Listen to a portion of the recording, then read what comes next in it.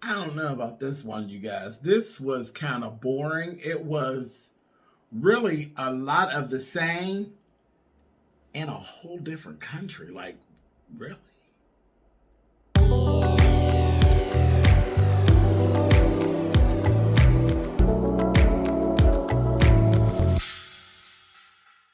Hey guys, thanks so much for clicking on the video. This is my review for Real Housewives of Potomac. This is season 5, episode 15. Boring. Boring.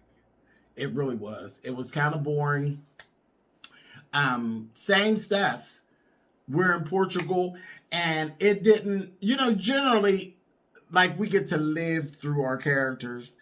I've never been to Portugal. Never wanted to go to Portugal, but I really would have liked to have seen more of Portugal. They didn't show anything other than the little cars that go across the stretch across the place and take you from one place to the other. They're like sky jitneys, Eddie. I said, well, check that out, Eddie. A little sky jitney. But you didn't really get to see very much of Portugal. They spent more time talking about the same old dumb stuff they talked about before they left. Whatever. Let's talk about this mess.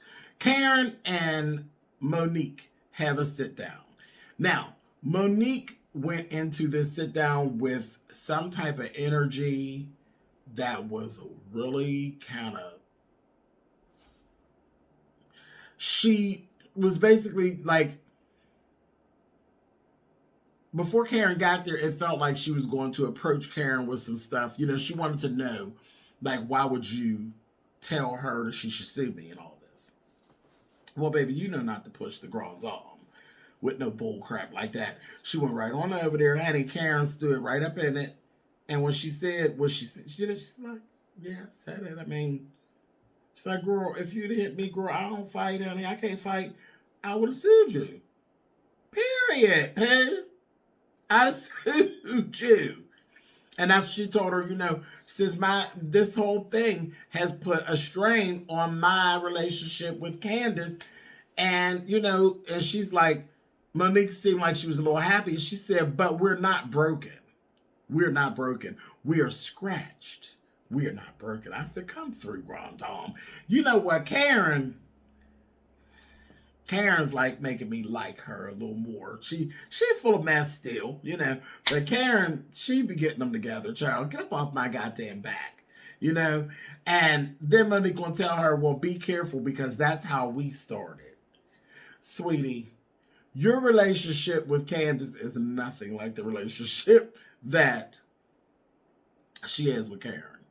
So just whatever, girl. So that was pretty much it for that. Moving on to Ashley. Ashley is a messy whore, honey. She really is.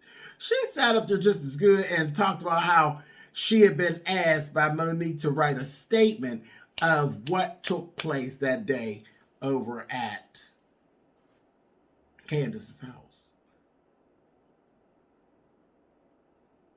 Ashley. So listen, this is what I have to say. Why I say she's a messy whore. I say it because at this point, you went through all of this. We sat through episode after episode after episode trying to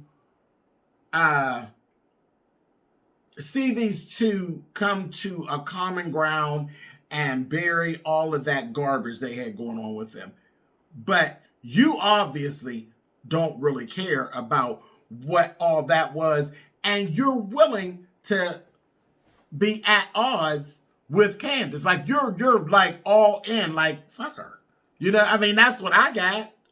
You're all in because you couldn't possibly think that once this information gets out, that you and Candace are going to have anything going on. And at best, y'all are going to be in a much worse place than what y'all were.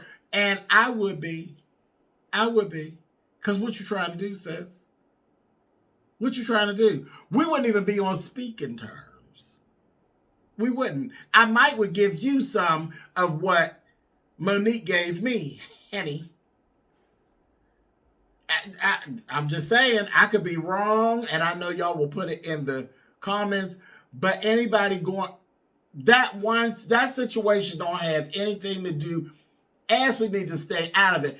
Ashley wasn't even there for the fight. How are you doing a statement about anything? You weren't there for the fight. You were in the shit house. You're literally like, yeah, get her, girl, get her. That's when I be telling y'all about the amen section, that's the amen section. You clearly have chosen a side. You weren't there. You were not there. You came back from the bathroom and they had been fighting. They weren't even still fighting. They were done fighting. You were not there. And now you want to be a character. You want to go at literally destroy her character. You want to do a character statement and destroy her character.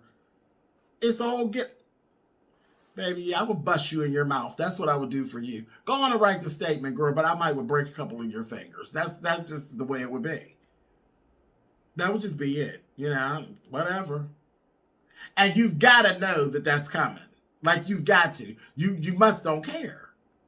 Which is fine. But stand in it. Don't be sitting around playing. Stand in it. Anyway, and remember, karma. Because y'all be having a lot going on. A lot going on. And people tend to always want to be suing your husband. Karma. Moving on. I'm moving on. Y'all put that down in the comments, whatever y'all got to say about that little situation. You think I'm wrong, it's cool. You think I'm right, whatever. Yeah, that's cool too. Just write it on down there. You know I'll be reading the comments, honey. But, karma. Karma. You always, you and Michael, every season, y'all end up in court about something. You might want to shut up. Anyway, moving on. So, listen to this. They go get on the plane. Karen and Wendy end up sitting next to each other. Karen makes a joke, as you know. And basically, she put herself to be sitting there next to Wendy. I don't really believe that. But, Wendy, why are you getting that confessional and call that woman a bitch? Like, for what? What is the issue? I thought everything was okay. Here we go again. Everything ain't okay. You got a whole hard on for Karen still. Okay, girl, you want it with the grand dame, honey? Go ahead. Go ahead. It ain't going to work out good for you, but go ahead, girl. Go on and mess with the grand dame, honey. Anyway, but when they get to Portugal, that 19-hour, I can't do it. I can't do the 19 hours on the flight. Listen, me going from here to Vegas is like, y'all know I love Vegas. I do. Vegas, I love it. But baby, them little 4.5, 5 hours on the plane going to Vegas, I'd be like, child, let me off of here, honey. I can't even imagine 19 hours on no flight, child. But anyway, they were getting into the little van to take them to the hotel, and Karen hit her head on the, just bust her head on, you know, you step up in the thing, she's like, pow, bust her head. I said, oh, Lord. But when they flat Bravo, they flashed her, that man that was actually driving the van and all that, that man liked to had a hernia. Trying not to laugh on camera at Karen bashing her head up on that thing. And I said, she tore her head up, and it was giving, I want a rim shot, hey, diggy, diggy, bow. And I said, oh. But that man was trying not to laugh. And I said, look, that's how bored I was watching this episode. That just hung over there for me. And I was like sitting there in that for about 5 minutes, squalling at him. Him trying not to laugh. That was good fun. Anyway, then Ashley. Girl, you're an idiot. And you're not just any idiot. You're a whole freaking idiot. When they get there and the man is greeting them at the hotel, and this stupid ass decides she gonna speak to the man. She gonna greet him in what she thought was Portuguese. And she said, isn't that Portuguese? And that man said, no, not at all. And you could tell She had practiced it, honey, and she was all ready, honey. She babbled out that psycho babble out of her mouth. It ain't even the damn right language, you stupid ass. I said, oh, she's so stupid. She is so stupid. Those are mistakes that you do not make. You don't want to be out of the country and saying stuff and don't even know what you don't even know what you're saying, man. It was just stupid. I was like, that just went all through me. That man said, no, not at all. I said, Child, I would never. That is just stupid. So you could have been there and told that man to eat shit and die, honey, and don't know it. Next thing you know, honey, you getting drugged out of the back door or something. Girl, just stupid. Anyway, moving on. So when they sit down for dinner, Wendy gets started already. Now, girl, you could have said this on the plane, but it just didn't even need to happen. But she starts this whole thing, and she's telling this story. She's telling the story, and it seemed to start off cool. Like, we were like, oh, okay, she's sharing something. But then Wendy's you call Karen a bitch, but you're really the one that's really bitchy. Because it went so left. She's telling this story about her name, Wendy, and telling us how she was actually named after the restaurant Wendy's. So, she's saying, how her father actually was there as a worker when they first came to America. And then he was actually promoted to manager. And then along comes Wendy, and he named Wendy after Wendy's, because he was so excited to have the opportunity, and he was living the American dream and just so happy about it that was a beautiful story. That was a beautiful story. Especially for a woman of her stature who is so accomplished at this point. It just shows how the American dream was achieved, and it has, and look, family-wise, where it's grown. But then you flip it all the way over to where it ends up becoming this scolding session for Karen about this, that, thing, and the other. And then we're back to this stuff about you and these degrees again. So I was sitting there on my bed, and I said, Miss Wendy, let me tell you something. Come on in close, honey. How beautiful the story was, and all the meaning that was locked into that story, and how captivated I was with that story, all went into the toilet. Into the toilet. And then at that point, I didn't give a shit about nothing that you said, where your name came from, why you got it, or any of that. Then it was just so nasty and so sideways that my mind took me to the other side. And then I was saying, Wendy, who gives a shit? You being named Wendy after the Wendy's restaurant don't mean anything, because you ain't Dave's daughter. It really ain't important for nobody other than Dave's daughter, whose name is Wendy. And that's where the name of the daggone restaurant came from, Wendy, because she was the important Wendy, not you. Now let's move on. Who even cares? Moving on. I know that's mean, but I meant it. That's how my mind went. I'm just being honest with y'all. That's how I felt. At first, I had a soft spot. I said, oh, that's beautiful. And then by the time it got done and she went through her rhetoric, honey, I was like, who gives a shit? Moving on. Anyway, that damn Wendy, honey, she's something. Talking about, oh, yeah. She really thought she had checked Karen. Karen was like, girl, whatever, honey, who gives a shit? Anyway, moving on. Giselle, that's an old ugly headband you had on. First, when I seen her, when she was calling Jamal on the phone and she had it on her neck, I said, well, what is that? And I said, Giselle does weird stuff. So I figured she just had taken it, and it was a belt. And thought she just had put it on her neck and she was just talking. It was a headband. And it was ugly. and it was thick. And was it Gucci? I wouldn't give a darn who it was. It was ugly and big and gaudy and just... Then you had that shirt button up.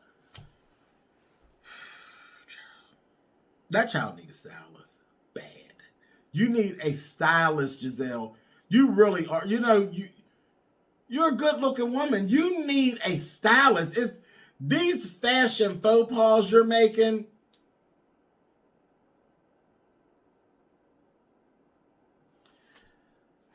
Anyway, moving on.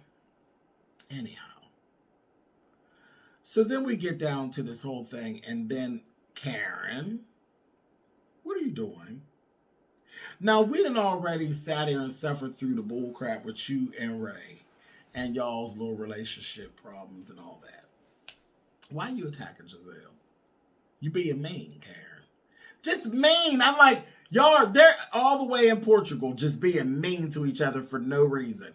She attacked Giselle. This whole thing about Jamal. Well, where's Jamal? Well, where's Ray?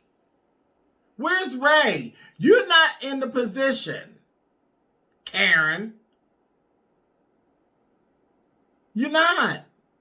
To be questioning her about her relationship. Your relationship is falling apart because you got an old ass man that you done aged out.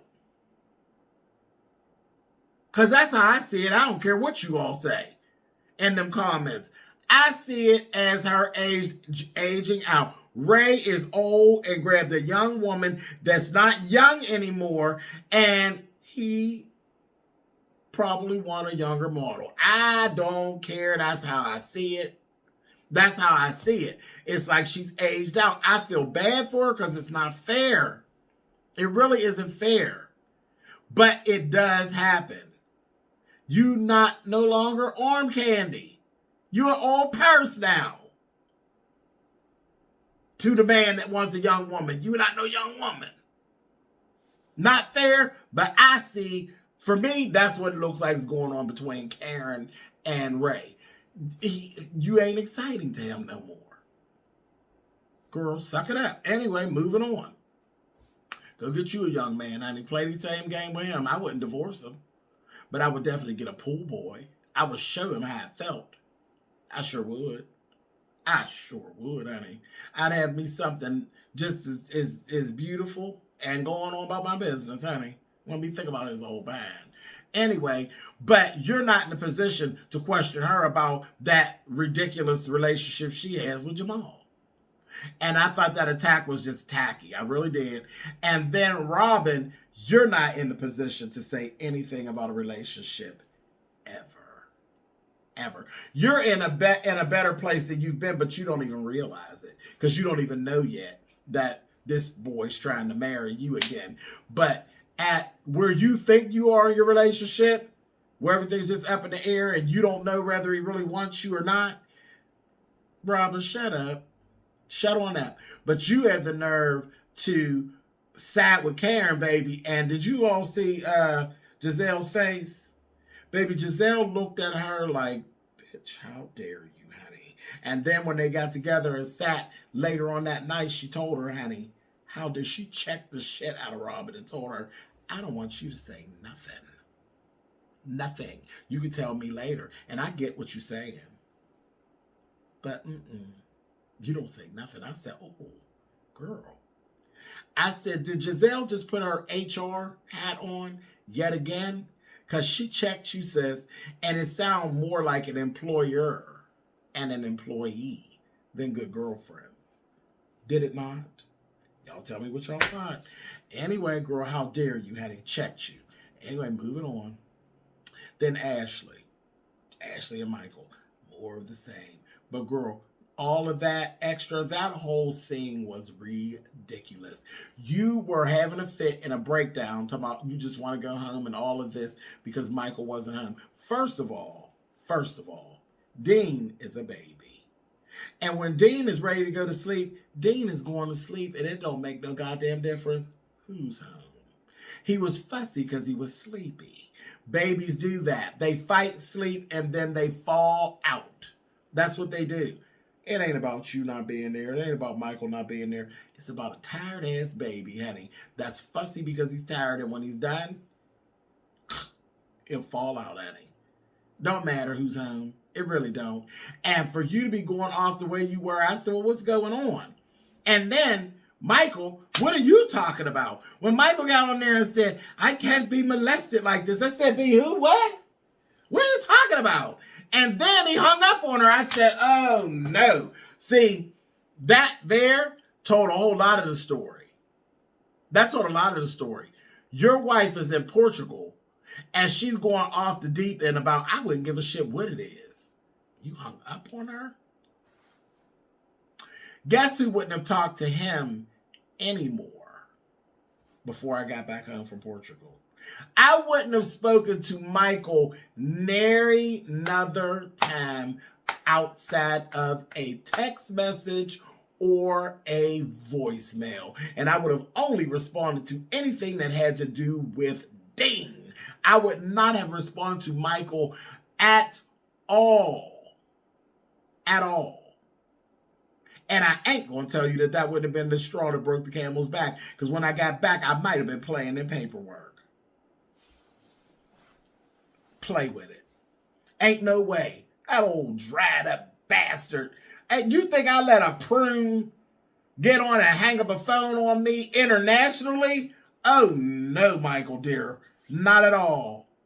And you're known for cheating and sliding and slipping. You old drawed up ass bastard. No way. No, baby, I'd have made him pay.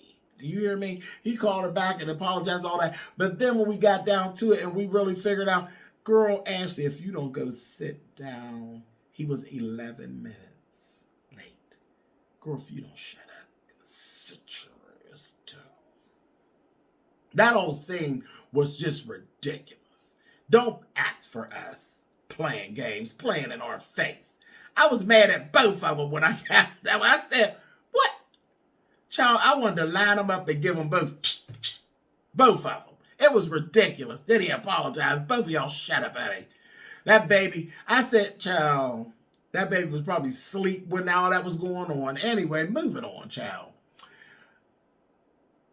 Now, like I said, they didn't show enough of Portugal. All they did was went on the little air jitneys and went to lunch. That lunch was a whole mess. A whole mess. First of all, Ashley, what is this pumping your damn boobs at the lunch table? This is Europe. You can do it.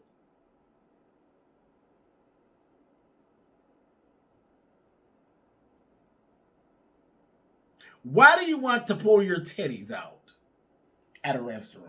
An outdoor restaurant. Girl, you trifling. You just trifling and unnecessary. Very much so unnecessary. I was like disgusted with that whole thing. Pumping your breasts is natural, but why? On camera, on film, out in the middle of Portugal in an outside restaurant. Go sit your ass down. Anyway, Wendy, stop mentioning them degrees. You won't go back. Why was that way? But I'm going to bring it up again. I'm sick of it. I'm sick of it. And I'll be glad when Karen cusses you all the way out. Because it's just stupid. And she told you, girl, listen. She handled it. Karen handled her, shut her down. It was just dumb. Karen and Giselle and Jamal and that whole thing, it's just stupid. None of that's interesting. It's dumb. What is that ponytail, Giselle? That was just bad. 3, 4 different colors and textures. Your little hairdresser friend, is he mad at you? I'm just going to leave that right there. That's the question that you need to. Is your hairdresser mad at you? Sugar.